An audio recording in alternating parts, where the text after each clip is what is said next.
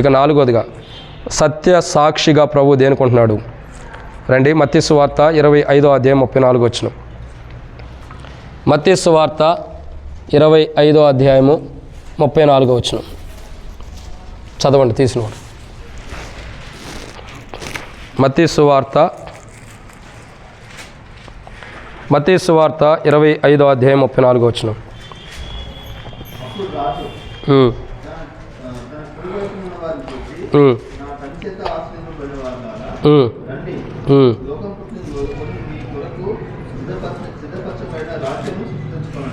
చాలు. కాబట్టి ఇక్కడ రాయబడిన మాట ఏంటంటే మత్తయి సువార్త 25వ అధ్యాయము 34వ వచనంలో రాయబడినటువంటి మరొక మాట ఏంటంటే 4వదిగా ఏమని రాయబడుతూ వచ్చింది.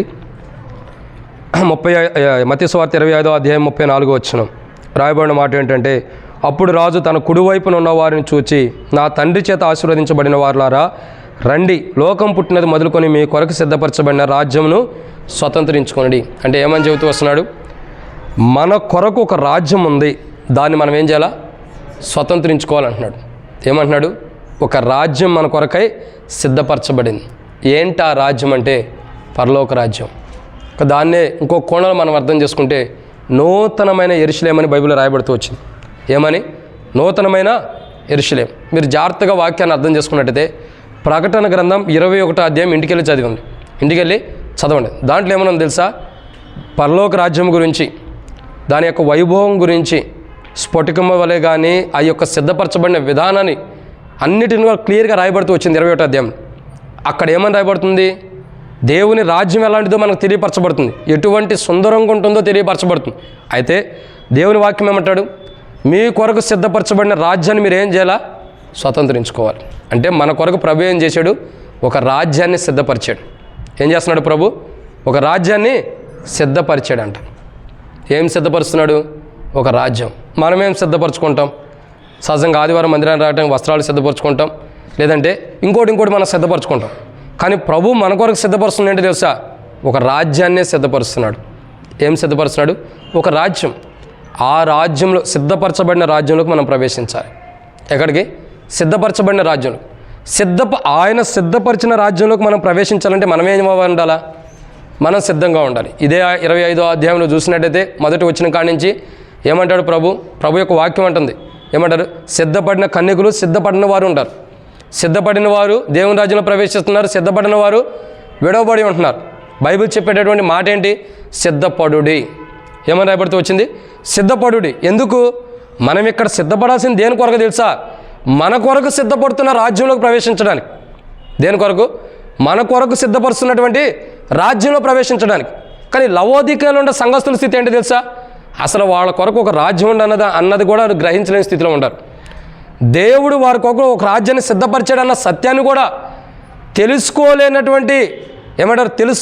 దుస్థితిలో వాళ్ళు జీవిస్తూ వస్తున్నారు. వాళ్ళు జీవించేదంతా లోకం కొరకు. అందుకే ప్రభు అన్నాడు, అందరూ తమ సొంత కార్యాలను చూసుకుంటున్నారు. ఏమై ఉన్నారు? అందరూ సొంత కార్యాలే. యేసుక్రీస్తు ప్రభు యొక్క కార్యాన్ని, దేవుని కార్యాన్ని చూసేవారు లేరు. అందరూ ఏం చేస్తున్నారు? తమ సొంత కార్యాలు. అంటే అర్థం ఏంటి? అందరూ కూడా ఈలోక సంబంధమైన వాటి కొరకే సిద్ధపడుతున్నారు, కానీ దేవుని రాజ్యం కొరకే సిద్ధపడలేదు. దేని కొరకు? దేవుని రాజ్యం కొరకు. అదే ఇక్కడ రాయబడుతున్న మాట.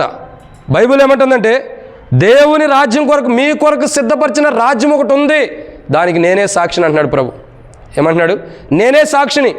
మీ కొరకు ఒక రాజ్యం ఉంది. ఆ రాజ్యం గురించి ఎక్కడ చూపించాడు తెలుసా? పేతురు, యోహాన్లు మరి కొందరు కలిసి, పేతురు, యోహాన్లు వాళ్ళందరూ కలిసి ఒక కొండ మీదకి వెళ్ళినప్పుడు ప్రభు రూపాంతరంలోకి వచ్చినప్పుడు అక్కడ పేతురు అంటాడు, ప్రభా, ఏలియా కోటే, మోషే కోటే, నీ కోటే ఏం కడదామంటున్నాడు? పర్ణశాల ఒకటి కడదామంటాడు. అంటే అర్థం ఏంటి? ఒక రాజ్యం ఉంది, దాన్ని కనులారా చూస్తే ఆ వైభోగాన్ని, ఆ సంతోషాన్ని, ఆ మహిమను చూసిన తర్వాత పేతురుకి ఏమనిపిస్తుందంటే, ఆ దేవుని రాజ్యం ఏడే కట్టుకుంటే మంచిది అనిపిస్తుంది. ఏమనిపిస్తుంది? ఆ దేవుని రాజ్యము ఏడే ఉంటే బాగుంటుంది, ఇక్కడే దేవుని రాజ్యం ఉంటే బాగుంటుంది అనేసరికి ప్రభు ఏం చేశాడు? వీళ్ళకి అర్థం కాదు దేవుని రాజ్యం గురించి, ఎంత చెప్పినా వేస్ట్ అని అంధత్వం కలుగజేశాడు. ఇక అందరూ ఏమైపోయారు? చచ్చిన వారిలా కింద పడిపోయిన స్థితిలో ఉంటారు. ఇక ఏం జరుగుతుందో కూడా ఎవరికి తెలియదు. ఆ వెలుగు, ఆ మాటల వరకే. దాన్ని చూడంగానే పేతురులో ఒక ఆశ కలిగింది, మనం పరలోక రాజ్యం కాదు, ఇక్కడే పరలోక రాజ్యం ఉంటే మంచిదని. ప్రభు ఇక్కడే పర్ణశాల కట్టేస్తాం, మోషేకి ఏలియాకి నీకు ఓ పర్ణశాల కట్టేస్తాం, ఇక్కడే ఉండిపో ప్రభు అంటున్నాడు. ప్రభు మాట్లాడుతున్న విధానం ఆ దర్శనంలో మా పేతురికి, యోహానికి, వాళ్ళందరికీ ఏం జరుగుతూ వచ్చింది? అక్కడ ఉన్నవారికి ఒక మేఘం వారి మీద కమ్మినప్పుడు వారందరూ కూడా నిస్సహాయ స్థితిలో పడిపోయిన అనుభవం కనపడుతుంది. ఎందుకంటే దేవుని రాజ్యం ఎంతో ఘనమైనది. మన కొరకు సిద్ధపరచబడిన రాజ్యం ఎలాంటిదంటే, పేతురు చూసినప్పుడే ఆశ కలిగిపోయింది, అబ్బా ఇది ఇక్కడే ఉంటే బాగుంటుందని. ఒకసారి పేతురు చూసినప్పుడు ఆ తేజస్సుకే, పేతురు చూసిన చిన్న అంటే పరలోక రాజ్యం కాదు, ఒక చిన్న తేజస్కి అలా అనిపిస్తే ఇక సిద్ధపరచబడిన రాజ్యం చూస్తే ఇంకెట్లా ఉండిద్దో మనకి, ఇంకెలా ఉండిద్ది? దాన్ని విడిచిపెట్టకూడదు అనిపించింది. ఈరోజే నేను దేవుని రాజ్యానికి వెళ్ళాలనిపించింది, ఈరోజే నాకు దేవుడు ఆ పరలోక రాజ్యం ఇస్తే బాగుంటుంది అనిపించింది. కానీ ఇవ్వడులేండి, కొన్ని టయాలు ఉండే మనం వెళ్ళాలంటే. మనం తొందరపడితే ఇవ్వడు. ఆయనకంటూ ఒక సమయం ఉంది, మనల్ని పరీక్షించాలి. అందుకే ప్రజలతో కూడా మాట్లాడతాడు. ఏమంటే తెలుసా? మోషే మాట్లాడుతూ వస్తాడు, మీరు పాపం చేయకున్నట్లును మీ హృదయంలో పాపం వండుకున్నట్లు యెహోవా మిమ్మల్ని పరీక్షించనని బైబిల్ రాయబడుతూ వచ్చింది. ఆయన పరీక్షించాలి. దేవుని రాజ్యానికి మనం యోగ్యులమా కాదన్నది ఆయన ఎంచాలి పరీక్షించి. మన కొరకు ఒక రాజ్యం సిద్ధపరుస్తున్నాడు. సిద్ధపరిచే రాజ్యంలోకి వెళ్ళాలంటే మనం యోగ్యులమా కామన్నది కూడా ఆయనే ఎంచాలి. ఎవరు ఎంచాలా? మనం యోగ్యులం. మనమంతా మేము ఎలా ఉంటాం, మేము దేవుని రాజ్యానికి వెళ్ళిపోతాం అనుకోకూడదు. ఎవరో ఒక యవనస్తుడు చెప్పాడు, ఇక్కడే మన సమీపంగా ఉన్న ఊరిలో ఒక యవనస్తుడు అన్నాడు, అన్న మేము ఒక ప్రాంతంలో ఒక 4 వ్యక్తులను చూశాను, కుర్చీలో కూర్చున్నారు అన్నాడు. సరే చెప్పు బ్రదర్ ఏంటన్నా. నేను వచ్చిన కొత్తలో చెప్పాడు, అన్న 4 ఒక మాట అనుకుంటున్నారు అన్న అన్నాడు. ఏంటంటే పరలోక రాజ్యంలో మనకు దేవుడు ఇది ఇస్తాడు, ఇది ఉంది అది ఉందని డిసైడ్ అయిపోయారన్న అన్నాడు. ఏమంటున్నాడు? పరలోక రాజ్యంలో దేవుడు నాకు ఈ స్థానం ఇస్తున్నాడు, దేవుడు నాకు ఇది ఇస్తున్నాడన్నా ఇది ఇస్తున్నాడని మాట్లాడుకుంటున్నారన్నా. నేను అన్ఎక్స్పెక్టెడ్గా వెళ్ళాను అన్నాడు. నేను అన్నాను, అసలు వాళ్ళెవరు నిర్ణయం తీసుకోవడానికి? దేవుని రాజ్యం ఇది నాకు అని మనం అనుకోవడానికి దేవుడు ఇస్తే నాకు అనుకోవాలా? ఇవ్వనప్పుడు ఆ వ్యక్తి అంటాడు, అన్న నిజంగా వాళ్ళకి దేవుడు ఇచ్చేసేసాడని. బ్రదర్ వాళ్ళు అనుకుంటున్నారు ఇచ్చారని. అక్కడ ఏమంటాడు? యేసు ప్రభు దగ్గరికి ఒక వ్యక్తి వస్తాడు. వచ్చి ఏమడుగుతాడు? ప్రభా నీ పేరట అనేక దెయ్యాలను వదిలేస్తున్నారు, అనేక దెయ్యాలని భూతాలను వెలగొడుతున్నారు ప్రభా నీ పేరట. అంటే ప్రభా అని పిలుచు ప్రతివాడు, చెప్పండి మీరు కంటిన్యూ చేయండి, ప్రభా అని పిలిచి ప్రతివాడు అదే చెప్పాడు. అంటే ఇది నాకుంది అనుకునే ప్రతి ఒక్కడు పరలోక రాజ్యంలోకి వెళ్తే దాన్ని పొందడు. ఈ స్థానం నాకుంది, ఆ స్థానం నాకుంది, ఇది నాకుంది, 24 పెద్దలో నేను కూడా కూర్చోవాలి, లేదా 20 విశ్వాసులతో పాటు, లేదంటే ఎవరు ఆ దేవదూతలతో పాటు నేను కూడా ఉండాలనుకుంటే ఉండలేం. ఎప్పుడు ఉంటాము? ఆయన సిద్ధపరిచి ఆయన యోగ్యుడిగా అనాలి. ఆయన సిద్ధపరిచిన రాజ్యానికి మనం వెళ్ళటానికి ఆయన డిసైడ్ చేయాలి, మనం డిసైడ్ చేయడానికి లేదు. నాకు పరలోక రాజ్యం అది ఉంది ఇది ఉంది అనుకోవడానికి. నేను ఆశ్చర్యపోయి ఆ వ్యక్తి చెప్పగానే నేను ఇంకో మాట చెప్పా, బ్రదర్ పోన్లే వాళ్ళు అట్ట అనుకోవచ్చు, కానీ ఒక విషయం చెప్పమంటావా? భక్సింగ్ గారు సైతమే 100 సార్లు బైబిల్ చదివిన తర్వాత ఏమన్నాడు? ఒక వ్యక్తి వచ్చి అడిగాడంట, అయ్యా 100 సార్లు బైబిల్ చదివే కదా, ఇంతకుముందు చెప్పింది ఏంటి? మొదటి అధ్యాయం గురించి నాకు తెలియదు అన్నాడు. కానీ ఇప్పుడు చెప్పేది ఏంటి తెలుసా? భక్సింగ్ గారు అడిగాడు. భక్సింగ్ గారు అడగటం కదా, భక్సింగ్ గారిని ఎవరు అడిగాడంట, ఏమని? అయ్యా నువ్వు దేవుని రాజ్యానికి వెళ్తావా అని. ఏమని? నువ్వు దేవుని రాజ్యానికి వెళ్తావా అని. కానీ ఏమన్నాడు భక్సింగ్ గారు? నా దేవుని చిత్తమైతే నేను వెళ్తానంటున్నాడు. ఏమంటున్నాడు? దేవుని చిత్తమైతే నేను వెళ్తానన్నాడు. నేను అప్పుడు చెప్పా, దేవుని చిత్తమైతే వెళ్తామయ్యా, దేవుని చిత్తం లేకపోతే లేదంటే. మరి వాళ్ళు ఏందన్నా దేవుని రాజ్యంలో అది ఉంది నాకు ఇది ఉంది నాకు అనుకుంటున్నారంటే, అనుకొని ప్రభా అని పిలిచేవాడు వెళ్ళడు. ఎవరు వెళ్తారు? తండ్రి చిత్త ప్రకారం చేసిన వాడే. ఇది నాకుంది అనుకోవటం మంచిదే, కానీ దాని కొరకు సిద్ధపడాలి. ఉందనుకోవటం మంచిదే, తప్పదు కాదు, కానీ దాని కొరకు సిద్ధపడినప్పుడు అది ఉందన్న భ్రమలో ఉండటమే. బైబిల్ చెప్పే మాట ఏంటో తెలుసా? భక్సింగ్ గారి సైతమే దేవుని రాజ్యానికి వెళ్ళాలంటే నా దేవుని చిత్తమైతే నేను వెళ్తానని చెప్పన్నాడు. ఎందుకన్నాడు? ఇప్పుడు మనమైతే ఏమంటాం? నా కొరకు పరలోక రాజ్యం ఉంది, నువ్వు ఇచ్చిన పని నాకు ఉంది అని మన ఎవరో వాళ్ళు అంటాం. అనమా? అసలు ఎవరు ఎత్తున్నారు నీకు దేవుని రాజ్యం? యోగ్యుడిగా దేవుని రాజ్యానికి ఎంచాల్సింది ఎవరు? ప్రభు. దానికి యోగ్యుడు అని ఎంచాల్సింది ఎవరు? ప్రభు. నీకు స్థలం దేవుని రాజ్యాన్ని ఇవ్వాల్సింది ఎవరు? ప్రభు. ఆయన యోగ్యుడిగా ఎంచుకోకుండా నిన్ను నువ్వు యోగ్యుడిగా ఎలా ఎంచుకుంటావు? నేను అర్హుడిని, నేను దానికి పొందినవాడిని, నేను దానికి యోగ్యుడిని ఎలా ఎంచుకుంటావు? అసలు ఆయన ఇవ్వకోకుండా నువ్వెవరు ఎంచుకోవడానికి? నీకు నాకు ఏం అధికారం ఉంది? దేవుని రాజ్యంలో నాకు అది ఉంది ఇది ఉంది అనుకోవడానికి? అసలు ఆయన యోగ్యుడిగా ఎంచాలి కదా. ఎంచాల్సింది ఎవరు? మీరా నేనా? ఎవరు? మీరా నేనా? దేవుడు. మరి దేవుడు ఎంచుకోకుండా మనం ఎట్లా ఎంచుకుంటాం? బయటికి వెళ్ళినప్పుడు అన్నిళ్ళు కూడా స్వార్థ చెప్పేటప్పుడు అంటాం, మా కొరకు దేవుని రాజ్యం ఇస్తున్నాడు, నాకు ఒక దేవుని రాజ్యం నేను వెళ్తాను, నాకు సంతోషం ఉంది, దేవుని రాజ్యం నేను ఉంటానంటావు.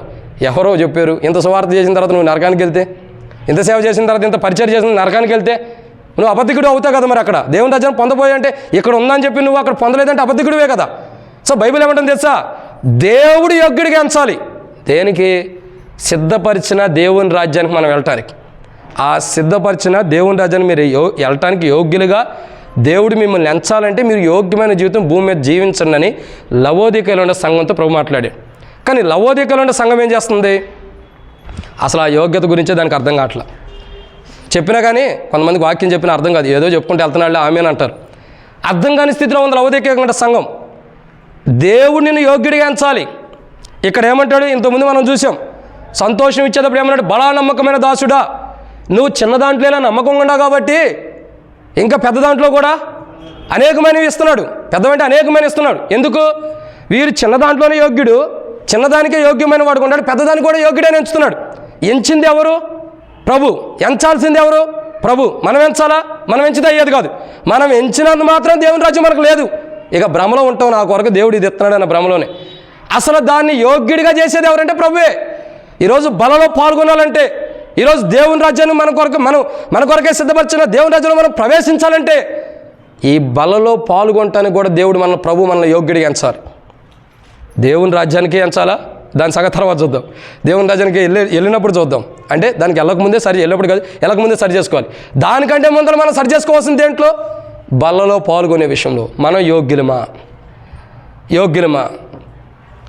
ఒక మాట చదువుతారండి, ఒక మాట చదువుదాం. అపోస్తలుడైన పౌలు కొరింథీయులకు రాసిన మొదటి పత్రిక 11వ అధ్యాయం. అపోస్తలుడైన పౌలు కొరింథీయులకు రాసిన మొదటి పత్రిక 11వ అధ్యాయము మనం చూసినట్లయితే 27వ వచనం.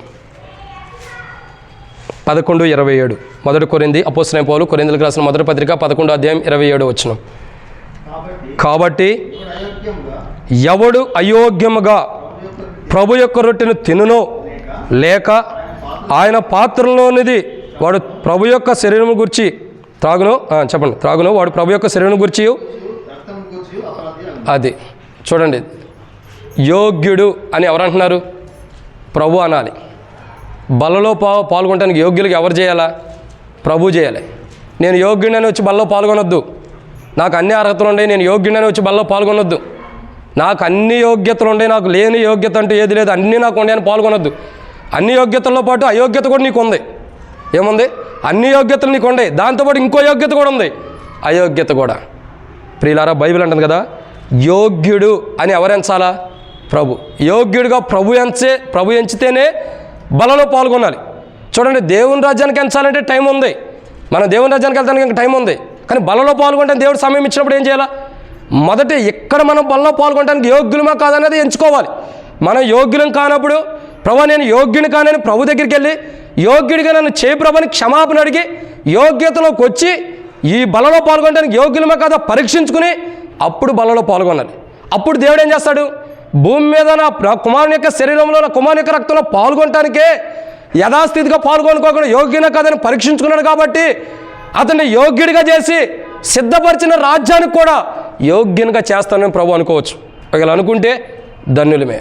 ఎక్కడ యోగ్యత లేకుండా బలలో పాల్గొని, నేను యోగ్యుని ముందరకు వచ్చి బలలో పాల్గొని తర్వాత యోగ్యత లేకుండా దేవుని రాజ్యాన్ని పోగొట్టుకోవద్దు.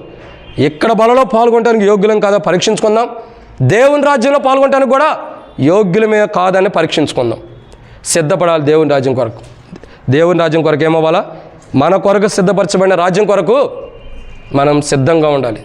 ఆ రాజ్యంలో ప్రవేశించాలంటే యోగ్యతలో ఉండాలి. ఆ యోగ్యత మనకుందా లేదో పరీక్షించుకోవాలి. ఇది 4. 5వ విషయాన్ని చూద్దారండి. ఇక సమయం అయింది, ముగిద్దాం ఇంకొక 2 నిమిషాలు. ప్రకటన గ్రంథము 21వ అధ్యాయం 6వ వచనం. ప్రకటన గ్రంథము 21వ అధ్యాయము 6వ వచనం.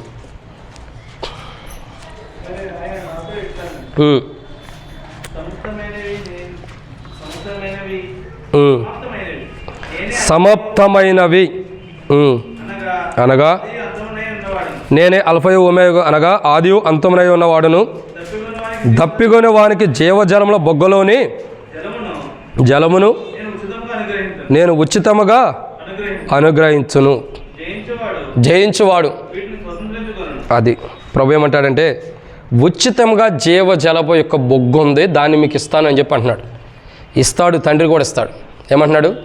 ఉచితంగా మీకు ఏమైపోతుంది? జీవజలపు బొగ్గ. లేదా ఓట అనుకోండి. జీవజలపు ఓట అంటే అర్థం ఏంటి? జీవజలం అంటే అర్థం ఏంటి? ఎప్పటికీ జీవిస్తూ ఉండేదని అర్థం, ఎప్పటికీ ఉండేదని అర్థం, తగ్గిపోనిది, ఆగిపోనిది, ఎప్పటికి ఉండేదని అర్థం. జీవజలం ఎలాంటిది? ఎప్పటికి ఉండేది. అటువంటి బొగ్గ, అటువంటి ఓటని ప్రభు ఏం చేస్తున్నాడు? మనకిస్తున్నాడు. అంటే ఎప్పటికీ జీవించే ధన్యత ప్రభు మనకిస్తున్నాడు. ఒక మాట అర్థం చేసుకోవాల్సిన విషయం ఏంటంటే, మీకు డౌట్ రావచ్చు, బ్రదర్ ఎప్పటికీ మనం ఎలా జీవిస్తామని. దానికి ఆదికాండంలో 3వ అధ్యాయంలో చదివితే 3వ అధ్యాయంలో ఏమవుతుంది? అవ్వేం చేస్తూ వచ్చింది? తినకూడని పండు తింది. తిందా లేదా? తింది. తిన్న తర్వాత ప్రభు ఏం చేశాడు? ఆ తోటలో నుంచి పంపించేస్తున్నాడు. ఎవరిని? అవ్వ తింది, అవ్వతో పాటు భర్తకి ఇచ్చింది, భర్త కూడా తిన్నాడు కాబట్టి భర్తను కూడా పంపించేస్తున్నాడు. ఎందుకు పంపించేస్తున్నాడు? ఎందుకు పంపించేస్తున్నాడు చెప్పండి? తోటలో నుండి చిన్న ప్రశ్న, సమాధానం చెప్పండి, త్వరగా ముగిచ్చేద్దాం. ఎందుకు బయటికి పంపేస్తున్నాడు తోటలో నుండి? ఆజ్ఞాతక్రమం, పాపం. ఇంకా చెప్పండి. తినవద్దన్న పనులు తిన్నాడు. ఇంకా అంటే ఇప్పుడు వాక్యం మనం ఎంత చదువుతున్నామో, ఎంత వాక్య వెలుగులు ఉన్నామో అర్థమవుతుంది. అందుకని నేను అడుగుతుంది మిమ్మల్ని, మీరు ఎంత అభివృద్ధి పొందుతున్నారన్నది. ఇంకా పాపము, ఆజ్ఞాతిక్రమం, ఇంకా అది ఆజ్ఞాతిక్రమం చెప్పేశారు. ఇంకా అసలు తోటలో నుండి దేవుడు ఎందుకు పంపాడు చెప్పమంటారా? తినకూడని పండు అక్కడ ఒకటి ఉంది, దాన్ని తిన్నారు. తర్వాత ఇంకొక పండు ఉంది అక్కడ. ఏం పండు అది? మంచి చెడు తెలివిచ్చే పండు తినేశారు. దాని తర్వాత ఇంకో పండు ఉంది. ఏంటి ఆ పండు? ఎప్పటికీ జీవించేటటువంటి ఒక పండు అక్కడ ఉంది. ఎప్పటికీ జీవించేటటువంటి ఒక పండు అక్కడ ఉంది. ప్రభు ఎందుకు ఆ తోటలో నుంచి బయటకు పంపాడు తెలుసా? మీరు మత్తయి సువార్త 3వ అధ్యాయం క్షమించండి, ఆదికాండం 3వ అధ్యాయం ఇంటికి వెళ్ళిన తర్వాత చదవండి. ఎందుకు పంపించేశాడు తెలుసా? ఆ పండు కూడా తిని ఇక ఎప్పటికీ నిత్యము కూడా పాపంలో జీవిస్తారనే ఆ తోటలో ఉన్న ఆ పండు తినకోకుండా ఉండటానికి తోటలో నుంచి బయటికి నెట్టేశాడు. బయటికి పంపించేశాడు. నెట్టేయడం కాదు, పంపించాడు. పంపించి ఏం చేశాడు? ఆ తోట చుట్టూ మరలు ఎప్పుడూ కూడా ఈ వ్యక్తి దానికి సమీపించుకోకుండా ఏం చేశాడు? దాని చుట్టూ అగ్నిజ్వాలలు వేసాడు. కత్తులు లాంటి అగ్నిజ్వాల లాంటివి ఉండయి. మళ్ళా ఆదాము దాంట్లో ప్రవేశించడానికి ఉందా? ఎందుకు దాంట్లో నుంచి పంపాడంటే ఇదే కారణం. పాపం చేసాడని, ఆజ్ఞాతిక్రమించాడనేది సెకండ్ ఆప్షన్. ఫస్ట్ పంపించడానికి గల కారణం ఏంటి తెలుసా? నిత్య జీవం కలిగినటువంటి పండు ఒకటి ఉంది అక్కడ. జీవించడానికి కావాల్సిన పండు ఒకటి ఉంది. ఆ పండు తింటే మానవుడు జీవిస్తూ ఉంటాడు. ఆ పండు తిన్న, ఒకవేళ ఈ మంచి చెట్లు తిన్న తర్వాత, పండు తిన్న తర్వాత, పాప పండు తిన్న తర్వాత మరలా ఎప్పుడు జీవించే పండు తింటే మానవుడు ఏమైపోయి ఉంటాడు? ఇక జీవితకాలం అంతయు నిత్య పాపంలోనే మానవుడు ఉంటాడు. ఇక విడుదల అన్నదే లేదు, విడుదల విమోచన అన్నదే ఉండదు. సో దానికోసం తండ్రి ఏం చేశాడు? యేసుక్రీస్తు ప్రభువు ఇచ్చాడు కాబట్టి మనకు కలిగింది. ఆ తండ్రి ఏం చేశాడంటే ఆ జీవ ఫలాన్ని తినకోకుండా ఉండడం కొరకు ఆ తోటలో నుంచి బయటికి నెట్టేశాడు. ఆ ఫలము తింటే ఎప్పటికీ జీవిస్తూ ఉంటామే. ఆ ఫలమే మన ప్రభు అయిన యేసుక్రీస్తు ప్రభువారు. ఆ ఫలమే మన ప్రభు అయిన యేసుక్రీస్తు ప్రభువారు. సో ఆ ఫలానికి సాదృశ్యమైనది మన ప్రభు. ఆ ఫలం మనం తినటం ద్వారా, ఈ బలలో పాల్గొనడం ద్వారా ఏం జరుగుతుంది? నిత్యము మనం జీవిస్తూ ఉంటాం. 2 కోణాల్లో జీవిస్తాం. ఈ బలలో పాల్గొనడం ద్వారా, ఈ బలలో దేని పాల్గొనాలా? నిత్యము జీవించడానికి. కానీ ఈ బలలో పాల్గొనేటప్పుడు ఎలా పాల్గొనకూడదు? పాపంతో పాల్గొనకూడదు. ఒకవేళ ఆదాము ఆ తోటలో ఉండి ఆ ఫలం తింటే ఏమై ఉండేవాడు? ఆ ఫలం తింటే మరి నిత్యము జీవిస్తూనే ఉండేవాడు కదా. అలా జీవించకూడదనే బయటికి నెట్టేసింది. బయటికి నెట్టేయడం కదా, అలా జీవించకూడదనే బయటికి పంపించేసింది. ఎందుకు? నిత్యము పాపంలో జీవించకూడదని. ఈ బలలో పాల్గొనాలంటే పాపము లేకుండా పాల్గొనాలి. ఎలా ఉండాలా? పాపం లేకుండా. ప్రభు ఒక మాట అంటాడు, మీలో పాపం చేయని వాడేవాడో మొట్టమొదటి నా మీద. అంటే అర్థం ఏంటి? అందరూ పాపం చేసేళ్ళే, అందరూ పాపం చేసిన వారే, ఈయనొక్కడే పాపం చేయలేదని అర్థం. సో ఆ పాపము చేయనటువంటి దేహంలో, పాపం చేయనటువంటి రక్తంలో మనం పాల్గొనాలంటే పాపం చేసి వచ్చి పాల్గొంటే యోగ్యులమేనా? అర్థం చేసుకోండి. ఆయన ఏమన్నాడు? నాలో పాపం ఉందని మీరు స్థాపించగలరా? లేదు, మనం స్థాపించలేము, ఆయనలో పాపం లేదు. మరి పాపం లేని శరీరం, ఇంకా పాపం లేనటువంటి రక్తం, పాప శరీరంగా మనకి ఈ లోకానికి వచ్చింది, కానీ పాపం లేదు దాంట్లో. అటువంటి శరీరంలో మనం పాల్గొనాలంటే మనం ఎలా ఉండాలి? ఆదివారం నుండి మళ్ళీ ఆదివారం వరకు చేసిన పాపాలు చేయకోకుండా వెంట పెట్టుకుని పాపాలు చేసి వచ్చి బల్ల దగ్గరికి వచ్చి, ప్రభా నేను కూడా పరిశుద్ధుని, ప్రభు పరిశుద్ధురాలని అంటే బల్ల పాల్గొంటే ఎట్ట దేవుడు ఇష్టపడతాడు? ఒకటి అర్థం చేసుకో, నీ కొరకు ఇవ్వబడుతున్న శరీరం ఎలాంటిదంటే పాపం లేనిది. ఎలాంటిది? పాపం లేనటువంటి శరీరం. ఆ శరీరంలో పాల్గొనాలంటే మనలో కూడా పాపం ఉండకూడదు, మనలో కూడా పాపం ఉండకూడదు. కానీ లవోదికలో ఉన్న సంఘం ఎలాంటిది తెలుసా? ఊరు మొత్తం తిరిగి వస్తుంది, అంటే ఊరు మొత్తం చేయాల్సిన పాపాలన్నీ చేసి వస్తుంది. ఆ సంఘంలో ఉన్నటువంటి వారు తిరిగి ఏం చేస్తున్నారు? వచ్చి మళ్ళా బలలో పాల్గొంటున్నారు. ఏం చేస్తున్నారు? బలలో పాల్గొంటున్నారు. పాల్గొంటున్నారు. ఏమవుతుంది? కోల్పోవాల్సిన ఆదాము వలె బయటికి నెట్టివేయబడుతున్న అనుభవం రాబోతుంది, బయటికి త్రోసివేయబడే అనుభవం రాబోతుంది లవోదిక సంఘం. ఎందుకంటే బయట అన్ని పాపాలు చేస్తున్నారు, మందిరానికి వచ్చి ప్రభా నేను పరిశుద్ధునని బలలో పాల్గొంటున్నారు, చేయి వేస్తున్నారు, పట్టుకుంటున్నాం. ఎందుకు తెలుసా? మన యోగ్యత ఎంత ఉంది? బలలో పాల్గొనాలంటే నీవైనా నేనైనా పాపం చేసి వచ్చి బలలో పాల్గొంటే ప్రభు నేను పాపం చేస్తున్నాను, ప్రభు వారం క్షమిస్తున్నాడులే, సేవకుడు చేయత్తమన్నాడు, ఎత్తుతున్నాడులే అని రావద్దు. బైబిల్ ఏంటి తెలుసా? బైబిల్ చెప్పే మాట ఏంటి తెలుసా? పాపము చేయకోకుండా వచ్చి బలలో పాల్గొనాలి. మొన్నే మన పండుని ఎవరో చెప్పారు ఒక మాట. ఏమని చెప్పారు తెలుసా? ఆ మధ్యకాల సమయంలో ఒక ప్రాంతంలో ఒక చర్చి ఉంది, దాని గురించి నేను చెప్పను ఆ పేరు గురించి. ఆ మందిరానికి వెళ్ళిన తర్వాత అక్కడున్న ఒక అధిపతి కానీ అధికారి కానీ అడుగుతాడంట, నువ్వేం పాపాలు చేసావు చెప్పాను. నేను ఒక యవనస్తుడంట, ప్రతి వారం పాపాలు చేస్తున్నాం, మన పాపాలు ఆయనకి చెప్పుకుంటున్నాం ఎందుకు, ఈ వారం మొత్తం పాపాలు చేయకుండా వెళ్దామని చెప్పి ఏ పాపం చేయకుండా వెళ్ళి అక్కడ నుంచున్నాడంట. ఏం చేశాడు? అక్కడ నుంచున్నాడంట. ఆ అధిపతి చాటు నుండి అడుగుతాడు, ఒక డేరా పక్క నుండి. ఆయన అడిగాడంట, అయ్యా నువ్వేం పాపాలు చేసావంటే నేను ఏ పాపం చేయలేదు అన్నాడంట. గుర్తుంచుకో, ఈ వారంలో ఎక్కడో ఒకటి ఏదో పాపం చేసి ఉంటావంటే అసలు నేను ఏ పాపం చేయలేదు, నీ దగ్గరకు వచ్చేటప్పుడు పాపాలు ఒప్పుకోమంటున్నావు కదా, అసలు ఏ పాపం చేయకుండా వచ్చాను, ఇప్పుడు నాకు ఏం చేస్తావు, అందుకే నేను వచ్చాను అన్నాడట. ఏమన్నాడు? ఏ పాపం చేయకుండా వచ్చా, పాపం చేసిన వాళ్ళందరూ నీ దగ్గరకు వచ్చి ఒప్పుకోవాలి కదా, నేను ఏ పాపం చేయలే, ఇప్పుడు నన్ను ఏం చేయమంటావు? ఆ అధిపతి అంటున్నాడంట, అట్ట కాదయ్యా, నువ్వు బయటికి పోయి ఏదో పాపం చేసి మళ్ళీ రా, మళ్ళీ వచ్చి ఒప్పుకో అంటున్నాడంట. పాపం చేయకుండా వస్తే ఏం జరిగిద్ది అన్నది ఆయనకి తెలియదు, ఆయన చవట్లా. మళ్ళీ నువ్వు బయటికి పోయి పాపం చేసి వచ్చి ఒప్పుకోమంటున్నాడు. ఇప్పుడు లవోదికలో ఉన్న విశ్వాసులు ఎలాంటి వారంటే, వాళ్ళు ఎలా ఉండారంటే డైరెక్ట్ పాపం చేసే దేవుని దగ్గరకు వస్తున్నారు. ఎక్కడికి వస్తున్నారు? బల్ల దగ్గరికి. ప్రభు ఏమన్నాడు? నాలో పాపం ఉందని స్థాపించమంటున్నాడు. పాపము లేని శరీరంలో మనం పాల్గొనాలంటే, పాపం లేని రక్తంలో మనం చేయి వేయాలంటే, మనం పాపం చేసి మనం పాపులుగా ఉండి మనం పాపంలో పాపం అనే ఊబిలో కూరుకుపోయి ప్రభువు యొక్క శరీరంలో చేయి వేస్తే అది మనకు సమంజసంగా ఉందా? అది మనకి కరెక్ట్గా ఉందా? అర్థం చేసుకోండి. ప్రభు దేహమేమో పాపం లేదు, మరి మనం పాపం చేసి వచ్చి పాపం లేని శరీరంలో చేయట్లేస్తాం. అర్థమవుతుందండి? మరి పాపం లేని శరీరంలో చేయవేయాలంటే మనం ఎలా ఉండాలా? పాపం లేని వారుగా మనం కూడా జీవించాలి. ఎప్పటికప్పుడు మనలో ఏ పాపం రాకుండా మనం ఏం చేయాలా? సిద్ధపరచుకోవాలి. మనలో మనము చూడండి, యోసేపు ఉంటాడు. యోసేపు ఏం చేస్తూ వచ్చాడు? మన దగ్గర ఉండే యోసేపు కాదు, అమెరికా వెళ్ళి యోసేపు కాదు, బైబిల్లో ఉండే యోసేపు. యోసేపు ఏం చేస్తూ వచ్చాడు? యోసేపు యవనస్తుడే. ఒక అధికారి యొక్క భార్య తన మీద మనసు పడింది, తను పట్టుకుంది, తన వస్త్రాలు లాక్కుంది. తాను ఏం చేశాడు? పారిపోయాడు. పారిపోయిన తర్వాత ఎక్కడున్నాడు? పారిపోయిన తర్వాత ఎక్కడ? చర్చిలోనా? పారిపోయిన తర్వాత పట్టుకున్నారు, తీసుకొచ్చారు, జైల్లో వేశారు. ఇప్పుడు ఎక్కడున్నాడు? జైల్లో. ఎందుకున్నాడు? ఎందుకు జైల్లోకి వెళ్ళాడు? పాపం చేయలా, కానీ పాపం చేశాడని ఎంచబడుతూ వచ్చాడు. అయినా కొన్ని దినాల తర్వాత బయటకు వచ్చాడు లేదా? ఎంత ఘనంగా వచ్చాడంటే అద్భుతమైన విధానంలో ఒక రాజులాగా బయటకు వచ్చాడు. దాంట్లో వేయబడినప్పుడు ఎప్పుడు పాపిగా వేయబడ్డాడు, కానీ పాపం చేయలా. కానీ బయటకు వచ్చేటప్పుడు సన్నపు నార వస్త్రాలు ధరించి తలగంతా కూడా తల వెంట్రుకలను గొరిగించేసి ఒక మంచి రూపాంతరంలో తీసుకొచ్చి రాజు ఎదురు నిలబెట్టారు. ఎవరిని? యోసేపుని.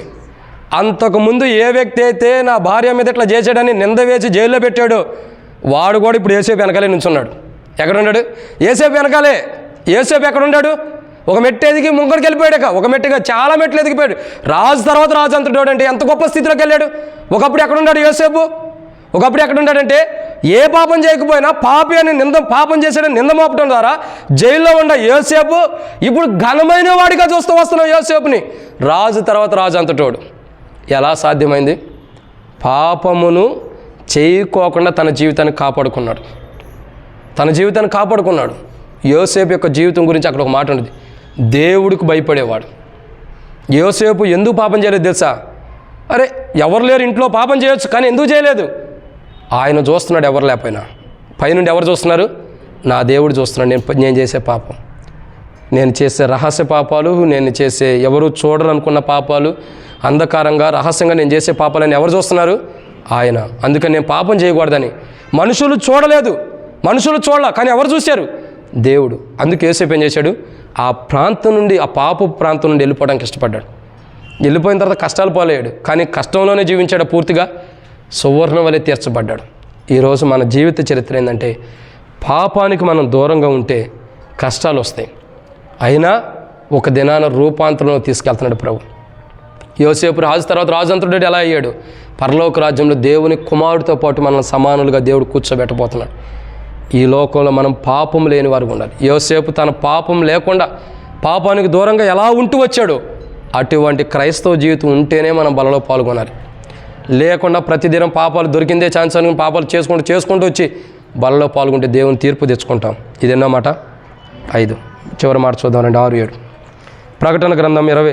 లవోదికీయలో ఉన్న సంఘం ఉచితంగా ఇచ్చేటటువంటి జీవజలపు బొగ్గును పొందలేక పాపంలో పడిపోతూ వచ్చింది. పాపంలో జీవిస్తూనే ప్రభు యొక్క శరీరంలో అయోగ్యంగా పాల్గొంటూ వచ్చారు. తద్వారానే వారితో ప్రభు మాట్లాడుతున్నాడు, మీరు నష్టపోతున్నారని. లవోదికీయలో ఉన్న సంఘముతో ఉచితంగా ఇస్తున్న జీవజలపు బొగ్గని ఓటని పొందుకోలేని స్థితిలో ఉండాలని ఎలా మాట్లాడుతూ వచ్చాడు. ఈరోజు ప్రభు మనతో కూడా మాట్లాడుతుంటే, లవోదికీయతో మాట్లాడినట్టు మనతో కూడా మాట్లాడితే సరి చేసుకుందాం. ప్రభా, ఇప్పటి వరకు నేను పాపం ఉండా, ఇక నుండి పాపం చేయను, ఇక నుండి పాపం చేయకోకుండా ఒక పవిత్రమైన విధానంలో జీవించి బలలో పాల్గొంటే ప్రభుని గొప్ప తీర్మానం చేసుకుందాం. లవోదికీయ సంఘం అటు తీర్మానం చేసుకోవాలి. కనీసం మనమైనా, అది ఆ లవోదికీయ సంఘం చేసుకోలేదు, మనమైనా చేసుకుని పాపం చేయని వరకు ప్రభు వాళ్ళలో పాల్గొందాం. ఇది 5వ మాట. 6వ విషయం, ప్రకటన గ్రంథం 20వ అధ్యాయం 12వ వచనం. ప్రకటన గ్రంథం 20వ అధ్యాయం 12వ వచనం. మరియు గొప్పవారేమి కొద్దివారేమి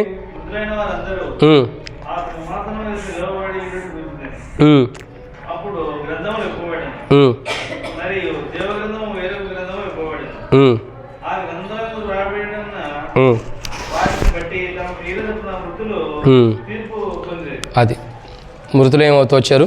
తీర్పు పొందుతూ వచ్చారు. అయితే ఇక్కడ రాయబడినటువంటి మరొక సాక్షిగా ఉంటున్నాడు ప్రభు. ఏంటంటే, దేని విషయంలో సాక్షి అంటే ప్రభు అంటున్నాడు కదా, జీవ గ్రంథం అనేది ఒకటి ఉంది. ఏముంది? జీవ గ్రంథం. మీ కొరకు జీవ గ్రంథం ఖచ్చితంగా ఉంది. ఇక వేరొక గ్రంథం అంటే అది మనకు సంబంధించింది కాదు, దాంతో మనకు అసలు పాలు పంపులు లేవు. వేరొక గ్రంథం మనకొద్దు. మనకున్న గ్రంథం ఏంటి? జీవ గ్రంథం. ఏ గ్రంథం ఉంది? జీవ గ్రంథం. మనం దేంట్లో పాల్గొంటున్నాము? చెప్పండి, దేంట్లో పాల్గొంటున్నాము? జీవ గ్రంథంలో పాల్గొనాలి. దేంట్లో? జీవ గ్రంథంలో. జీవ గ్రంథంలో పాల్గొనాలంటే మనం ఏం చేయాలా? జీవ గ్రంథంలో పాల్గొనాలంటే ఇక్కడ జీవిస్తూ ఉండాలి. ఆ గ్రంథం పేరే జీవ గ్రంథం. జీవ గ్రంథంలో పాల్గొనాలంటే ఇక్కడ మనం జీవించాలి. బైబిల్ ఏమంటుందో చూడండి. జీవ గ్రంథము, దీని గురించి ప్రకటన గ్రంథం 3వ అధ్యాయంలో 7వ వచనంలో ఏమని రాయబడుతూ వచ్చిందంటే చూడండి. ప్రకటన గ్రంథం 3వ అధ్యాయం 7వ వచనం, 5వ వచనం క్షమించండి. జయించువాడు అలాగున తెల్లని వస్త్రములు ధరించుకొను, జీవ గ్రంథములో నుండి అతని పేరు ఎంత మాత్రమును. అది ఇక్కడ అర్థం చేసుకోవాల్సిన ప్రాముఖ్యమైన విషయం ఏంటంటే, జీవ గ్రంథంలో మన పేరు ఉంటుంది. సో జీవ గ్రంథంలో మన పేరు ఉండాలంటే మనం ఏం చేయాలా? ఇక్కడే రాయబడుతుంది. జీవ గ్రంథంలో మన పేరు ఉండాలంటే మనం ఎలా ఉండాలా? తుడిచిపెట్టుకోకుండా ఉండాలంటే ఒక తెల్లని వస్త్రాలు ధరించుకొని ఉండాలంట. ఏముండాలా? తెల్లని వస్త్రం. ఆ తెల్లని వస్త్రాలు ప్రభు ఇస్తున్నాడు. అయితే తెల్లని వస్త్రాలు దేనికి సాదృశ్యమైందంటే ఒక పరిశుద్ధమైన జీవితాన్ని సాదృశ్యమైంది. దేనికి? పరిశుద్ధమైన జీవితాన్ని. ఒక దేవుని రాజ్యంలో మనం ప్రవేశించి దేవుని రాజ్యంలో జీవ గ్రంథంలో మన పేరు ఉండాలంటే పరిశుద్ధమైన జీవితం అవసరం. లవోదికీయలో ఉన్న సంఘంతో మాట్లాడుతున్నాడు. జీవ గ్రంథంలో పేర్లు ఉంటాయి. జీవ గ్రంథం ఉంది, దానికి సాక్షిని నేనే. ఏమంటున్నాడు ప్రభు? జీవ గ్రంథం ఒకటి ఉంది, దానికి నేనే సాక్షిని. ఆ జీవ గ్రంథంలో మీ పేర్లు ఉంటాయి, దానికి నేనే సాక్షిని. జీవ గ్రంథం ఉంది, దాంట్లో పేర్లు కూడా ఉన్నాయి. ఆ జీవ గ్రంథం దాంట్లో ఉన్న పేర్లకు కూడా నేనే సాక్షిని. గ్రంథానికి దాంట్లో ఉన్న పేర్లకి నేను సాక్షిగా ఉన్నాను. కాబట్టి మీరు ఏం చేయాలంటే తెల్లని వస్త్రాలు ధరించుకోబోతున్నారు. భూమి మీద కూడా తెల్లని వస్త్రాలు ధరించుకోవాలి. ఏంటి ఆ తెల్లని వస్త్రం అంటే? పరిశుద్ధత. ఏముండాలా? పరిశుద్ధత. పరిశుద్ధత లేకపోతే చాలా కష్టం. పరిశుద్ధత లేకపోతే చాలా కష్టం. ఎందుకు తెల్లని వస్త్రాలు ధరించుకోవాలా?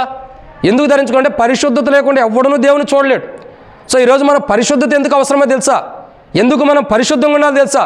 ఎందుకు పరిశుద్ధంగా జీవించాలంటే జీవ గ్రంథంలో మన పేరు ఉంటాయి. భూమి మీద మనం పరిశుద్ధులకు ఎందుకు జీవిస్తున్నాం తెలుసా?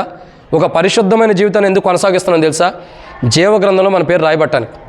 ఎందుకు చెప్పండి? ఎందుకు? జీవగ్రంథంలో పేరు రాయబట్టానికి. ఈరోజు మనం క్రైస్తవులుగా పరిశుద్ధమైన జీవితం కొనసాగించాలంటే ఎందుకు కొనసాగించాలో తెలుసా? కొనసాగించడానికి వచ్చే బహుమానం ఏంటో తెలుసా? ఈ లోకంలో నువ్వు క్రైస్తవుడిగా పరిశుద్ధుడిగా జీవించితే నీకు వచ్చే బహుమానం ఏంటో తెలుసా? జీవగ్రంథంలో నీ పేరు ఉంటుంది. ఎక్కడ ఉంటుంది? జీవగ్రంథంలో. నువ్వు పరిశుద్ధుడిగా జీవించినందుకు, పవిత్రుడిగా ఉన్నందుకు, ఒక పరిశుద్ధమైన జీవితాన్ని కొనసాగించినందుకు, ఒక పరిశుద్ధమైన జీవితాన్ని కలిగి ఉన్నందుకు దేవుడు నీకు ఇచ్చే బహుమానం ఏంటంటే జీవగ్రంథంలో నీ పేరు రాయబడి ఉంటుంది. ఏముంటుంది? జీవగ్రంథంలో. ఇక్కడ పరిశుద్ధత లేకపోతే వారం పరిశుద్ధత పొందుతున్నావు, పోగొట్టుకుంటూ మళ్ళీ వస్తున్నాం. ఆదివారం బాల దగ్గరికి వస్తే పరిశుద్ధత వచ్చింది, పొందుకుంటాం. మళ్ళీ ఆదివారం వచ్చిన తర్వాత ఎలా వస్తున్నాం? అదే పరిశుద్ధంగా వస్తున్నామా, పోగొట్టుకుని వస్తున్నామా? చెప్పండి, మనం చెప్పండి. పోగొట్టుకుంటున్నామా ఉందా? ఈ ఆదివారం పరిశుద్ధత కావాలని తీర్మానం చేసుకున్నాం, పరిశుద్ధతలోకి వస్తున్నాం, బలలో పాల్గొంటున్నామంటే పరిశుద్ధతలోకి వస్తున్నాం. మళ్ళీ వచ్చే ఆదివారం ఎలా వస్తున్నాం బల దగ్గరికి? చెప్పండి, ఎలా వస్తాము? చెప్పండి, పరిశుద్ధంగా వస్తున్నామా లేదా? తెలుసా తెలీదా? ఒక మాటలో చెప్పండి, తెలుసా తెలీదా? ఎవరు మౌనంగా ఉండొద్దు, ఆయనే చెప్పుకుంటాడు అనుకోవద్దు. తెలుసా తెలీదా? రైట్, అన్న చెప్తూ వచ్చాడు. వాస్తవమే. పరిశుద్ధత అంటే చెప్పిన వాళ్ళు ఒక్కళ్ళే వాళ్ళే బయటపడితే వాళ్ళు ఏదన్నా అంటాడని కాదు, అందరం చెప్పాలి. కానీ ఆయన బయటపడ్డాడు కాబట్టి ధన్యుడు. ఎవరు? జాన్ అన్న ధన్యుడు. మరి మనం అందరం ఇంకా ధన్యతలోకి రాలేదు. బైబిల్ ఏమంటుంది తెలుసా? పరిశుద్ధత ప్రాముఖ్యత. మనం బలలో పాల్గొనేటప్పుడు మనం ఏమై ఉండాలంటే పరిశుద్ధులుగా ఉండాలి. మనకి ఎప్పుడు పరిశుద్ధత వస్తుంది? ఆదివారం ఆరాధన అయిన తర్వాత నుండి మరలా ఆదివారం మందిరానికి వచ్చే వరకు కూడా పరిశుద్ధత ఉండదు. మరి ఎప్పుడు వచ్చింది? మందిరానికి ఈరోజు ఆదివారం మందిరానికి వెళ్ళాలన్నప్పుడు పరిశుద్ధత ఆటోమేటిక్గా మన అంటే పరిగెట్టుకుంటూ వచ్చింది. మరలా బలలో పాల్గొన్న తర్వాత దాని పని మీద మళ్ళీ వెళ్ళిపోతూ ఉండేది, ప్రయాణమే మళ్ళీ ఇంకో మార్గం వెళ్ళిపోతూ ఉండేది. అంటే అర్థం ఏంటి? మనలో పరిశుద్ధత ఆదివారం ఆరాధనకు వచ్చేటప్పుడే ఉంటుంది. అది కూడా పూర్తయిన పరిశుద్ధత కాదు, అది కూడా స్వచ్ఛమైన పరిశుద్ధత కాదు, మిశ్రిత జనమైనది, మిక్స్డ్ అయినది, మిశ్రితతో కూడింది, మిశ్రితమైనది. సగం పరిశుద్ధత, సగం లోకం కలిగి దేవుని మందిరానికి వస్తాం. ఇలా బల దగ్గరికి వస్తే, మిశ్రిత జనంగా వస్తే, పరిశుద్ధత లేకుండా పరిశుద్ధత ఉండమని సగం పరిశుద్ధత అపవిత్రత కలిగి బల దగ్గరికి వస్తే ఇక్కడే అలా వస్తుంటే దేవుని రాజ్యానికి ఇంకెలా వెళ్ళగలుగుతాం? ఇక్కడ అలా బల్లో పాల్గొంటుంటే అక్కడికి వెళ్ళగలుగుతామా? అక్కడికి వెళ్ళాలంటే ఏముండాలి? పరిశుద్ధత ప్యూర్గా ఉండాలి. 100% పరిశుద్ధత ప్రాముఖ్యమైనది. 100% పరిశుద్ధత కావాలి. పరిశుద్ధత ఉంటేనే శ్రేష్టకరమైన దేవుని రాజ్యంలో ప్రవేశిస్తాం. అది లేనప్పుడు ప్రవేశించలేం. దాని ప్రభు చెబుతున్న సాక్షి అంటే తెలుసా? మీకు జీవగ్రంథం ఉంది, దాంట్లో మీ పేర్లు ఉంటే దానికి నేనే సాక్షిని. కానీ దాంట్లో మీ పేర్లు ఉండాలంటే మీ జీవితం మీరు సరి చేసుకోవాలి. ఎలా ఉండాలా? జీవగ్రంథం ఉంది, దాంట్లో మీ పేర్లు ఉంటే మీరు జీవిస్తూ ఉంటారు. ఆ జీవగ్రంథంలో మీ పేర్లు ఉండాలా, జీవగ్రంథంలో మీరు ఉండాలంటే పరిశుద్ధత ప్రాముఖ్యత. ఏం కావాలా? పరిశుద్ధత. ఈరోజు మనకు ఆ పరిశుద్ధత ఉందా? బలలో పాల్గొనక మునుపు గత ఆదివారం బలలో పాల్గొన్న కాడి నుంచి ఈ ఆదివారం వరకు మనం పరిశుద్ధత ఎంతవరకు కాపాడుకుంటూ వచ్చాం? పరిశుద్ధత కాపాడుకున్నామా? కాపాడుకోలేనప్పుడు పరిశుద్ధత కలిగినటువంటి బలలో చేయి ఎలా వేయగలుగుతాం? లవోదికీయలో ఉండే సంఘము పరిశుద్ధత లేదు. ఆదివారము పునరుద్ధాన దినం వస్తున్నారు, బలలో పాల్గొంటున్నారు, వెళ్ళిపోతున్నారు. సరి చేసుకోవటం, సమకూర్చుకోవటం, జీవితం మార్చుకోవటం, పరిశుద్ధత కలిగి ఉండటం ఏమీ లేదు. మందిరానికి వస్తున్నారు సంఘం అని, ఏదో ఆదివారం రావాలన్నట్టు చుట్టాలుగా వస్తున్నారు, ఆరాధనలోకి వస్తున్నారు, బలలో పాల్గొంటున్నారు, తమ పనులేంటి చూసుకుంటున్నారు, వెళ్ళిపోతున్నారు. ఇక లేదు. కానీ లవోదిక సంఘం అటువంటి స్థితిలో ఉంది కాబట్టి దేవుడు మాట్లాడుతున్నాడు, సరి చేసుకోండి. సరి చేసుకోవడం ప్రాముఖ్యత, పరిశుద్ధత ప్రాముఖ్యత. నీకు పరిశుద్ధత ఎందుకు కావాలంటే దేవుణ్ణి చూడాలి. రెండోదిగా జీవగ్రంథంలో నీ పేరు ఉండాలి. నువ్వైనా నేనైనా మనం అందరం సరి చేసుకోవాల్సిన విషయం ఏంటంటే, ప్రభా నేను పరిశుద్ధత లేదు, ఎప్పటి నుండి పరిశుద్ధం కలిగి ఉంటానని తీర్మానం చేసుకుంటున్నా. ఆ పరిశుద్ధత కొరకు తీర్మానం చేసుకున్నాం. లేని దానికి క్షమాపణ అడుగుదాం. రావాల్సిన దాని కొరకై, సిద్ధపాటు కొరకై ప్రభు దగ్గర కోరుకోవాలి మనం. 6వ మాట, జీవ గ్రంథం మనకుంది, దాంట్లో మన పేరు ఉంటుంది. ఆ పేరు ఉండాలంటే, తుడిచిపెట్టకూడదంటే పరిశుద్ధత ప్రాముఖ్యత. ఆ పరిశుద్ధత కలిగి మీరు ఉండండి. దానికి నేనే సాక్షిని. జీవగ్రంథం ఉంది, దానికి నేనే సాక్షిని. పేరు కూడా ఉంది, దానికి నేనే సాక్షిని. నీ పేరు ఉంటుంది, నీ పేరు లేదని లేదు, నీ పేరు ఖచ్చితంగా ఉంది. అది ఉండాలంటే పరిశుద్ధత కలిగి ఉండాలి. ఇది ప్రాముఖ్యత. దీనికి ప్రభు సాక్షి. 7వ మాట, ప్రకటన గ్రంథము 21వ అధ్యాయము 23వ వచనం. ప్రకటన గ్రంథం 21వ అధ్యాయం 23వ వచనం. ప్రకటన గ్రంథం 21 అధ్యాయం 23 వచనం. ఆ పట్టణంలో ప్రకాశించుటకై సూర్యుడైనను చంద్రుడైనను దానికి అక్కర్లేదు, దేవుని మహిమయే అది గొర్రెపిల్లే దానికి దీపం. బైబిల్లో రాయబడినటువంటి మరొక మాట ఏంటంటే, అక్కడ రాత్రి లేదు పగట్లేదు, దాని గుమ్మములు ఏమాత్రమును వేయబట్టలేదంట. విషయం ఏంటంటే దాని గురించి ప్రభు సత్య సాక్షిగా ఉంటున్నాడు. దేని గురించి? గుమ్మాలకు తలుపులు వేయబడతల్లా. ఎందుకు గుమ్మాలకు తలుపులు వేయబడతలా చెప్పండి. ఇప్పుడు మీరు అందరూ మందిరానికి వచ్చారు, మీరు గుమ్మాలకు తలుపులు వేసుకొచ్చారా లేదా? గుమ్మం తెరిచి వచ్చిన వాడు చేతులు ఎత్తండి. ఎవరూ తెరిచి రాలేదు. ఎందుకంటే సహజంగా డబ్బులు ఉండాలి, లేకపోయినా కోతులు ఉంటాయి మెయిన్. అందుకని ఎవ్వరం కూడా గుమ్మాలు తెరవం, అందరం కూడా గుమ్మాలు మూసుకునే వస్తాం, డోర్లు వేసి లాక్ చేసుకుని. కానీ దేవుని రాజ్యంలో ఉండదు ఎలాంటిది తెలుసా? క్షమించండి, దేవుని రాజ్యం ఎలా ఉందో తెలుసా? అక్కడ ప్రభువే వెలుగుగా ఉన్నాడు, సూర్యుడు లేడు చంద్రుడు లేడంట. ఇప్పుడు మనం చూసే సూర్యుడు, ఇప్పుడు మనం సహజమైన మనుషులు పూజించే సూర్యుడు కానీ, చంద్రుడిని పూజించే చంద్రుడు కానీ ఎవరూ లేరు అక్కడ. చంద్రుడు లేడు, సూర్యుడు లేడు, మరి ఎవరున్నారు? గొర్రె పిల్లే దానికి దీపమై ఉందంట. అక్కడ ఒక సన్నివేశం మనం చూడాల్సింది ఏంటంటే, తలుపులు అసలు వేయబడమంట. తలుపులు ఎప్పుడు వేస్తారు? చీకట పడితే తలుపులు వేసుకోవాలి. కోతులు లేవు, కుక్కలు లేవు, కాకులు లేవు, నక్కలు లేవు, దొంగలే లేరు, అసలు ఎవరు లేరు, దొంగలు కూడా లేరు. అంత శ్రేష్టకరమైనది, ప్యూరిటీ కలిగినది, పరిశుద్ధమైనటువంటి రాజ్యం అది. దాంట్లోకి అట్లాంటి వాళ్ళు వెళ్తున్నారు. మరి అక్కడ ఏముంది? ప్రభువే ఉన్నాడు. ఇక అక్కడ ఎవరు దొంగలించడానికి లేదు, సీసీ కెమెరాలు కూడా అవసరంలా. ఏముంది అక్కడ? ప్రభువే ప్రకాశిస్తున్నాడు. కాబట్టి ఏం జరుగుతుంది? వెలుగ్గా ఉంది కాబట్టి అంతా కూడా తలుపులు తెరవబడి ఉన్నాయి. ఇక మూయటానికి లేదు. ప్రభువారు ప్రకాశించుకొని ఎప్పుడైనా ఆగిపోతాడా? ఆయన మహిమ ఏదైనా తగ్గినట్టుందా? తిమోతికి చెబుతూ వస్తాడు. ఈ మాట చెప్పి నేను ముగిస్తా. తిమోతికి ఏమంటాడంటే, ఆరంభ దినాల్లో, అంటే క్రైస్తవ జీవితం కాదు, తన యొక్క జీవితంలో ఆరంభం కానీ ముగింపు దినాలు అనుకోండి, తన మానవుని యొక్క జీవితం ముగింపు, క్రైస్తవ జీవితం ఆరంభానికి ముంగట మానవుని యొక్క జీవితం ముగింపులో తిమోతికి ఒక మాట అనుకున్నాడంట. మీకు అందరూ తెలిసే ఉంటుంది, చాలా గొప్పగా చెబుతాడు. అంకులు చెబితే నవ్వు వచ్చింది. చిన్న దేవుడు కానించి పెద్ద దేవుడు కానీ చిన్న దేవుడి దాకా తిరిగి వచ్చాడంట. ఎక్కడి నుండి? పెద్ద దేవుడి కానించి కాశ్మీర్ నుండి కన్యాకుమారి వరకు అన్ని దేవుడు, ఏ దేవుడు విడిచిపెట్టలా. ఇదిగో ఈ ఊరిలో అయ్యా బొంతల కృష్ణమూర్తి, ఈ ఊరిలో ఒక చిన్న గుడి ఉంది, మహిమ కలిగిన వాడంటే ఆడకపోయేవాడు. బొంతల కృష్ణమూర్తి అంటే తిమోతి పేరు. అంకుల వాళ్ళ డాడీ పేరు బొంతల రామచంద్రమూర్తి. కాబట్టి సరే అయి తర్వాత కాబట్టి ఏమనుంది, ఇది ఈ ఊరిలో ఒక గుడి ఉంది, ఇది మంచిదనంగానే ఆడికి వెళ్తాడు. ఇంకో ఊరిలో ఏ గుడిని వదిలిపెట్టలేదంట. చిన్నదానికాడ పెద్దదానికాడ నుంచి చిన్నది ఏది వదిలిపెట్టలా. ఎందుకు వదిలిపెట్టలా? పెద్దోడి దగ్గర ఆశీర్వాదాలు అయిపోయినాయేమో చిన్నోడి దగ్గర ఉంటాయని. పెద్దోడి దగ్గరికి అందరూ వెళ్తారు కదా, ఆశీర్వాదాలు పొందుకున్నారు. ఇక ఆయన దగ్గర అయిపోయి ఉండొచ్చు, చిన్నోడు ఖాళీగా ఉన్నాడు కాబట్టి వాడి దగ్గర ఆశీర్వాదాలు ఉంటాయని చిన్న దేవుడి దగ్గర కూడా వెళ్తూ వచ్చాడంట. పై పెద్దోడు కానించి చిన్నోడి వరకు అందరి దగ్గర తిరుగుతూ వచ్చాడంట. ఏ దేవుడు మాట్లాడలా, ఏ దేవుడు స్వరం పలికి చెప్పలా, ఏ దేవుడు సమాధానం ఇవ్వాల. ఎందుకు ఆ మాట చెబుతున్నానంటే, ఒకవేళ అయిపోయినాయి ఇంకోటి దగ్గర ఉండే అనుకోవడానికి కూడా లేదు. ఆ రోజుల్లో తిమోతికి అన్నాడు, పెద్దోడి దగ్గర అయిపోయిందని చిన్నోడి దగ్గరికి వెళ్తానికి. కానీ మన పైన ఉన్న పెద్ద ప్రభు ఎలాంటి వాడు అంటే, అయిపోయేవాడు కాదు. ఆయన దగ్గర అవ్వటానికి అక్కడ సృష్టి ఆయన అయినప్పుడు, సృష్టించింది ఆయన అయినప్పుడు ఆయన దగ్గర అయిపోవటానికి ఇంకేముంది? యుగ యుగాల ప్రకాశమైన వెలుగు ఎప్పుడు ప్రకాశిస్తూనే ఉంటుంది, ఎప్పటికీ ప్రకాశిస్తూనే ఉంటుంది. అయ్యో ఈరోజు వెలుగు ఉంది, రేపు చీకటి వచ్చింది అనుకోవడానికి లేదు. ఈరోజు వాన వచ్చింది, రేపు వచ్చిన వరద వచ్చింది అనుకోవడానికి లేదు. ఎప్పటికీ ప్రకాశిస్తూనే ఉంటుంది. అంత శ్రేష్టకరమైన రాజ్యానికి నేనే సాక్షిని అంటున్నాడు ప్రభు. అంత శ్రేష్టకరమైనది ఉంది. అయితే దానిలో సూర్యుడు చంద్రుడు లేడు, తలుపులు వేయబడవు, తలుపులు ఎప్పటికీ వేయబడవు, దానికి నేనే సాక్షిని. ప్రభు అంటున్నాడు, ఎప్పటికీ తలుపులు వేయబడినటువంటి ప్రాంతం ఒకటి ఉంది, ప్రదేశం, దానికి నేనే దీపము. గొర్రెపిల్లే దీపమైనాడు, దానికి నేనే సాక్షిని. కాబట్టి యేసుక్రీస్తు ప్రభువారు సాక్షిగా ఉన్నాడు. ఉండి ఏం చేస్తున్నాడు? ప్రకాశిస్తున్నాడు మన మీద. ఆయనే ప్రకాశిస్తున్నాడు. తర్వాత అది ఎలాంటిదంటే, ఎవ్వరూ కూడా వెయ్యలేనటువంటి తలుపులు, తెరవబడినటువంటి తలుపులు. ఏమై ఉండే? తెరవబడినటువంటి తలుపులు. ఆ తెరవబడిన తలుపుల్లో గుండా మనం, ఆ తెరవబడినటువంటి తలుపుల యొక్క ప్రాంగణంలోకి మనం ప్రవేశించాలి.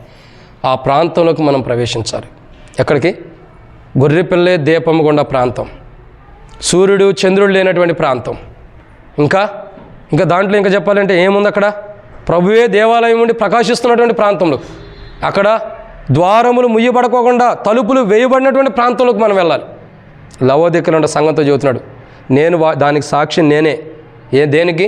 తలుపులు వేయబడిన ప్రాంతం ఉంది, సూర్యుడు చంద్రుడు లేని ప్రాంతం ఉంది, దాంట్లోకి మీరు రావాలి. ఆ ప్రాంతం ఉంది, దానికి నేనే సాక్షిని అని ప్రభు చెబుతున్నాడు. అయితే లవోదికలో ఉన్న సంఘానికి ఈ విషయాలన్నీ అర్థం చేసుకునే మైండ్ లవోదికలో ఉన్న సంఘానికి లేదు. ఈ మాటలు, ఈ మర్మంతో కూడిన విషయాలు అర్థం చేసుకునే మైండ్ సెట్ లవోదికలో ఉన్న సంఘానికి లేదు. కనీసం మనమన్నా అటువంటి మైండ్ సెట్ కలిగి ఉండాలి. ఎందుకంటే ప్రభు అంటున్నాడు లవోదికలో ఉన్న సంఘంతో నేను సత్య సాక్షిని. దేనికి ప్రభు సాక్షిగా ఉంటాడంటే తలుపులు వేయబడినటువంటి ప్రాంతం ఉంటుంది, సూర్యుడు చంద్రుడు లేనటువంటి ప్రాంతం ఉంటుందని ప్రభు సాక్ష్యం ఇస్తున్నాడు. ఆ ప్రభు ఇచ్చే ప్రభు సాక్ష్యం పెట్టడం సాక్షిగా ఉన్నాడు. ఆ సాక్షిగా ఉన్నటువంటి ప్రాంతంలోకి మనం ప్రవేశించాలంటే మనమేమై ఉండాలా? గొర్రెపిల్ల విధానంలోకి పైన రాయబడుతూ వచ్చింది. ఆ వచ్చిన పైన గొర్రెపిల్ల భార్య తను సిద్ధపరచుకుందని. గొర్రెపిల్ల భార్యగా మనం ఉండాలి. ఎవరుగా ఉండాలా? గొర్రెపిల్ల భార్యగా, గొర్రెపిల్లకు సంబంధించిన వారుగా మనం ఉండాలి. గొర్రెపిల్లకు సంబంధించిన అనుభవంలోనే మనం ఉండాలి. అట్టి అనుభవంలోకి మనం రావాలి. కానీ లవోదికలో ఉన్న సంఘం అట్టి అనుభవంలో లేదు. లవోదికలో ఉన్న సంఘం అట్టి అనుభవంలో లేదు. కనీసం మనమన్నా గొర్రెపిల్ల యొక్క భార్య యొక్క అనుభవంలోకి వద్దాం. వచ్చినప్పుడు ఏమవుతుంది? సూర్యుడు చంద్రుడు తలుపులు వేయబడినటువంటి ప్రాంతంలోకి మనం ప్రవేశిస్తాం. అటువంటి ప్రాంతం చాలా విలువైనది. ఆ ప్రాంతంలో ప్రవేశించడం కొరకై మనల్ని మనం సరి చేసుకుందాం. మన జీవితాలు పరీక్షించుకుని, ప్రభువా నువ్వు సాక్షిగా ఉండవు. దేనికి ప్రభు సాక్షిగా ఉన్నాడు? వేటికి? ప్రభు యేసుక్రీస్తు ప్రభు వేటి కొరకు సాక్షిగా ఉన్నాడు? ఒకటి, దేవుని ఇంట నివాస స్థలాల నుండి దానికి సాక్షిగా ఉన్నాడు, అవి ఉండి అని. రెండు, సాక్షిగా ఉండబట్టి పొద్దున ఇస్తాడై. రెండు, సంతోషం. దేవుని దగ్గర ఏముంది? సంతోషం. దానికి సాక్షి ఎవరు? ప్రభువే. అది మనకి ఉంది, అది ఖచ్చితంగా పొందుతాం. మూడు దేవుని రాజ్యం, సిద్ధపరచబడిన రాజ్యం ఒకటి ఉంది, అదేనా?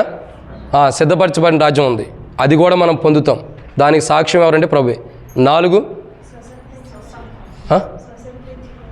స్వతంత్రించుకునేది ఓ ప్రాంతం ఉంది, దానికి ఎవరు సాక్షులు? ప్రభువే. 5 చెప్పండి. 5వదిగా ఒకటి గుర్తుపెట్టుకోండి, మరలా చెబుతున్నాం, మీరు అవకతవకలు చెబుతున్నారు. 1, తండ్రి అంటే అనేక నివాస స్థలాలు ఉన్నాయి, దానికి ప్రభువే సాక్షి. 2, సంతోషం ఉంది, దానికి ప్రభువే సాక్షి. 3, త్యజరిల్లుతాం, వెలుగోలే ప్రకాశిస్తాం, దానికి ప్రభువే సాక్షి. 4, మన కొరకు సిద్ధపరచబడిన రాజ్యం ఉంది, దానికి ప్రభువే సాక్షి.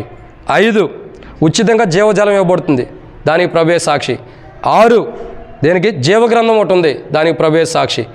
7, అక్కడ రాత్రి పగలు లేదు, ఏ మాత్రమును కూడా తలుపులు దానికి వేయబడవు. ఎందుకు? ఆడొక శ్రేష్టకరమైనటువంటి రాజ్యం ఉంది, దానికి ఎవరు సాక్షి? ప్రభువే.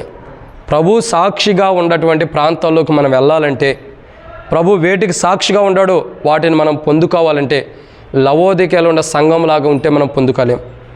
లవోదిక సంఘము ప్రభు సాక్షిగా ఉన్న వాటికి వ్యతిరేకంగా ఉంది, వాటి జీవితాన్ని సరి చేసుకోవడానికి ఇష్టపడాల. కనీసం మనమైనా సరి చేసుకుందాం. వేటి నుండి దూరంగా ఉంటున్నాము వాటిని సరి చేసుకుని లవోదిక యొక్క అనుభవంలోకి వచ్చి, ఆ అనుభవం నుండి వచ్చినాం కాదు, క్షమించండి, లవోదికల అనుభవం ఉన్న మనం దాని నుండి విడుదల పొంది ప్రభు యొక్క అనుభవంలోకి రావటం కొరకై, లవోదిక అనుభవం కాదు, ప్రభు యొక్క అనుభవం, ప్రభు యొక్క స్వరూపంలోకి రావటం కొరకే ప్రార్థన చేసుకుందాం. ప్రభు నేను కూడా లవోదికల సంఘంలాగా ఉండా. లవోదిక సంఘం 7 అంతల అనుభవంలో లేదు, నేను అట్ట అనుభవంలో ఉండా. అది ఏ అనుభవం లేదో ఆ అనుభవం లేనట్టుగా నేను కూడా ఉంటూ వచ్చా. కనీసం నన్ను కూడా లవోదిక అనుభవం నుండి మార్చడానికి ఇష్టపడ్డావు దేవా. ఆ లవోదిక అనుభవం నుండి మార్చి ఒక నూతనమైన అనుభవంలోకి నన్ను తీసుకెళ్ళు ప్రభా. నా కొరకే నువ్వు సత్య సాక్షిగా ఉండవు. దేవుని రాజ్యంలో వాటి కొరకు కూడా సత్య సాక్షివి. నువ్వు చెప్పేవి సత్యాలే, వాటికి నిజంగా నువ్వు సాక్షివే. ఒక దినాన అవి నాకు ఇవ్వబోతున్నావు, అవి నాకు కావాలి ప్రభు అని మనం ప్రార్థన చేసుకుందాం. సో అట్టి ప్రార్థనా జీవితం కలిగి ప్రభు ద్వారా మనం పొందుకున్నట్టు ప్రభు మనం సాయం చేయాలి. చిన్న ప్రార్థన. ప్రేమ కలిగి పరలోకమందు నివసిస్తున్న తండ్రి, పరిశుద్ధుడు అయిన దేవ వందనాలు. మీరు ఇచ్చిన కృపకాయ స్తోత్రాలు, మీరు ఇచ్చిన లేఖన భాగాలకై స్తోత్రాలు. మా జీవితంలో ప్రభు మేము సాక్షార్థంగా జీవించాలి. అయితే సాక్షార్థమైన జీవితం మాలో లేదు తండ్రి. లవోదికలో ఉన్న సంఘం సత్య సాక్షివైన నిన్ను నమ్మలేకపోతుంది తండ్రి. నీ మీద మనసు పెట్టుకోలేకపోతుంది, నమ్మలేకపోతుందంటే దాని జీవితం బాగోలేదు. సరిగ్గా నమ్మిన నులివెచ్చని స్థితిలోనే ఉంది. నమ్మలేకపోవడం కాదు కానీ నమ్మిన నులివెచ్చని స్థితిలో ఉంటుంది ప్రభా. మేము అట్టి స్థితిలో ఉన్నాం, క్షమించండి. లవోదికలో ఉన్న సంఘం దేవా, దేవుని రాజ్యం ఉందని, యోగ్యులుగా ఉండాలని, దేవ పరిశుద్ధులుగా ఉండాలని, సిద్ధపడాలని, ఇవన్నీ తెలుసుకోలేని అజ్ఞానంలో జీవిస్తుంది. మేము కూడా ఒకప్పుడు అట్టి అజ్ఞానంలో ఉన్నాం. కానీ ఈరోజు మీరు మాకు తెలియపరిచారు. అజ్ఞానం నుండి విడుదల పొంది జ్ఞానవంతులమై దేవుని రాజ్యం కొరకు, జీవగ్రంథంలో మా పేరు ఉండటం కొరకై కావాల్సిన పరిశుద్ధత దేవా, మేము దేవుని రాజ్యంలో ఉండటం కొరకు కావాల్సిన యోగ్యత అన్నిటిని సమకూర్చుకోవడానికి సహాయం చేయండి. ఇవేవి మాలో లేవని మేము ఒప్పుకుంటున్నాం.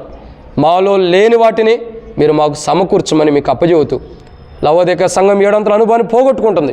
ఒకప్పుడు మేము కూడా 7 అనుభవాన్ని పోగొట్టుకున్న వారమే.